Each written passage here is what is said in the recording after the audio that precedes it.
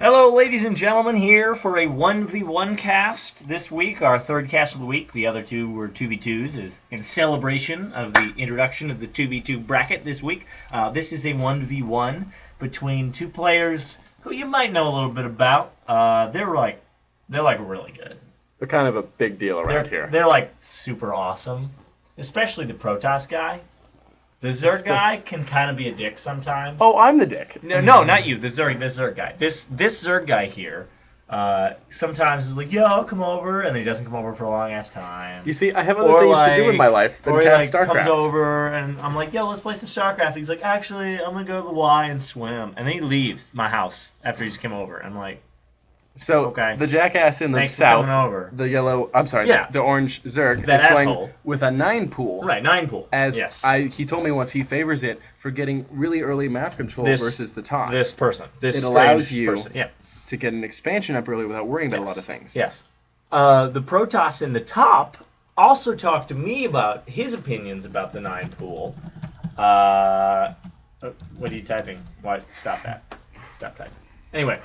The Protoss says that he thinks the 9 pool is relatively easy to hold with probes until your Zealot pops out, and then he's not that afraid of it. A very wise man once told me the 9 pool isn't really concerned with damage so much as game state. It forces certain outcomes from the toss. I think if the player were better at the 9 pool, they could force you to actually drop a forge. That's interesting.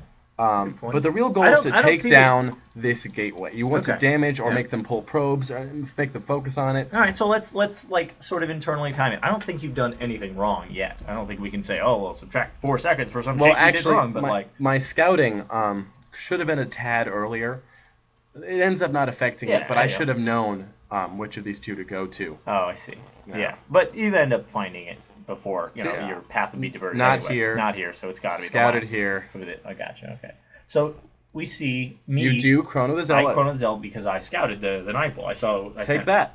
No Chrono for you. Absolutely, but there we are. So you've absolutely done some. I mean, this person has absolutely done something with the 9 pool. I think the audience gets it. I think they've caught on. Maybe. And you might have been able to get there before that Zealot gets out. Oh God! Oh God! What are you doing? You got to be on hold position, bro.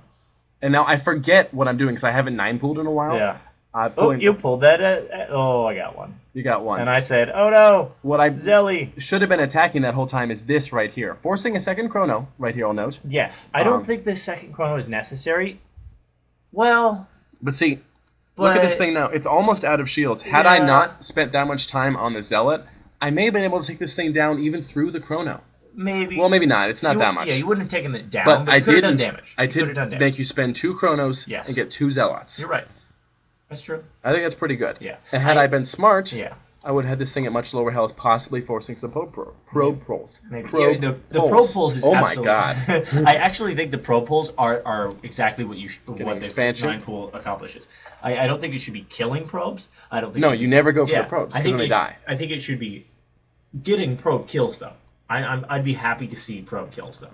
That's hard. It's way easier. Sorry, what am I saying? I just said not probe kills. Pulls. Pulls. I want to see probe pull offs and then be forced to fight with the probes. My brain keeps saying pulled probe sandwich like it's a thing. Delicious pulled probe sandwich. What time was your expansion now? After the 9 pool? Don't remember it at all. I have no idea. So how do you only have 16 harvesters? Is that maybe like a harm of the 9 pool? Keep in mind. 22.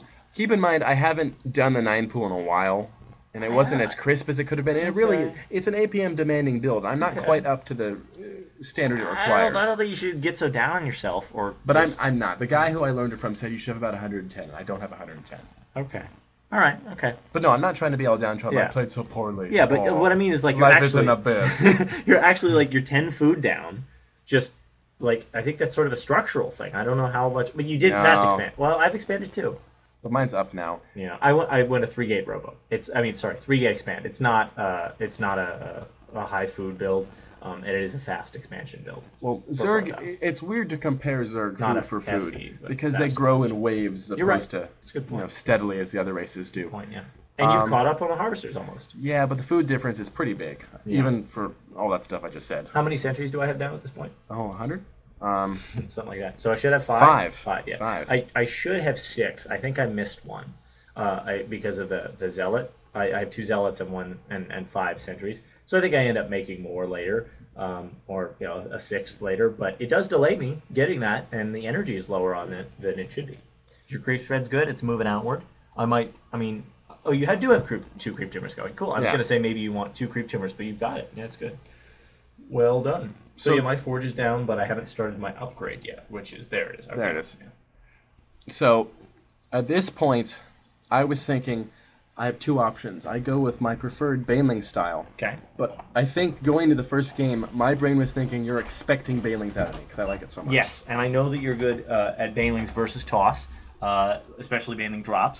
And so I was expecting if there was big aggression, like when I was on 2 base, it would be with Baneling drops, and so I was thinking real hard about, where do I put my force field? How do I get the stalkers in front to take the Banelings, and then the sentries in the back, and that sort of thing. Spread them out. So that's the sort of mindset it put me in, knowing you'd like to do that. So having seen this many zealots and sentries, I actually would have liked the Banelings at this point. Yeah. Only 2 zealots, 2 big shooty zealots. That's sort of a structural thing as part of the 3-gate expand. You get 6 sentries, which I have gotten up to 6 sentries now. You get the 6 sentries. You don't want to go too far beyond that because Banelings will beat you if they're Baneling dropped. And so you get that, and basically you can start either teching or building a much higher percentage of stalkers, because stalkers are so much more expensive. They take gas and a ton of minerals, 125 each.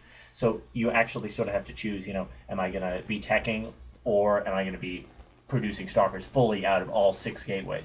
6 gateways on 1 base is not a like an expand build. No. Unless you're making mostly Sentry Zealot or something. So you're making stalkers out of 6 gates. You're going, which you can tell I am going. In just a moment, okay, I was about to say, I learned the push is coming in a moment here, and I've been trying to prepare, but I just don't have that much.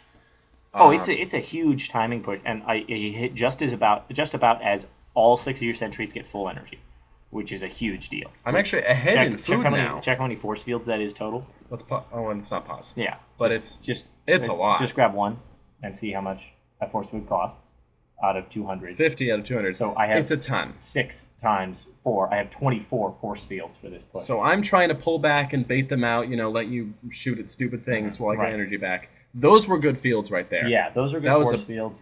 I should have had those 2 sentries back, but they're out of energy anyway. That one's not out of energy, but it's about to die. Oh god!